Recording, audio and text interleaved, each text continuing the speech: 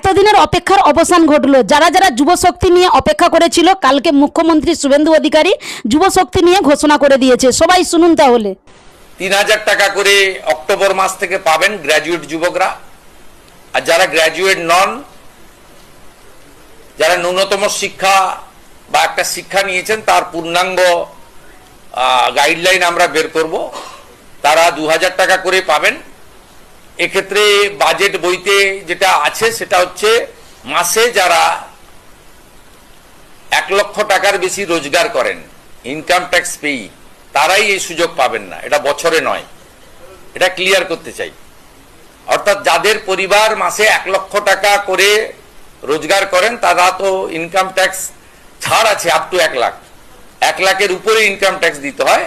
আপনারাও আমাদের সঙ্গে একমত হবেন, ১ লক্ষ টাকা যে পরিবারের রোজগার আছে তার নিশ্চয়ই এই ভরসা স্কিম নেওয়ার দরকার হবে না। সেটাই বলা হয়েছে। এটা কিন্তু বাৎসরিক ইনকামের ক্ষেত্রে প্রযোজ্য হচ্ছে না। কি শুনলেন তো তাহলে? সরকারের এই সিদ্ধান্তে আপনারা কতটা খুশি হয়েছেন কমেন্ট বক্সে জয় শ্রীরাম লিখে জানিয়ে যাবেন। আর পারলে ভিডিওটা বেশি বেশি শেয়ার করে সবাইকে জানার সুযোগ করে দিবেন। জয় শ্রীরাম।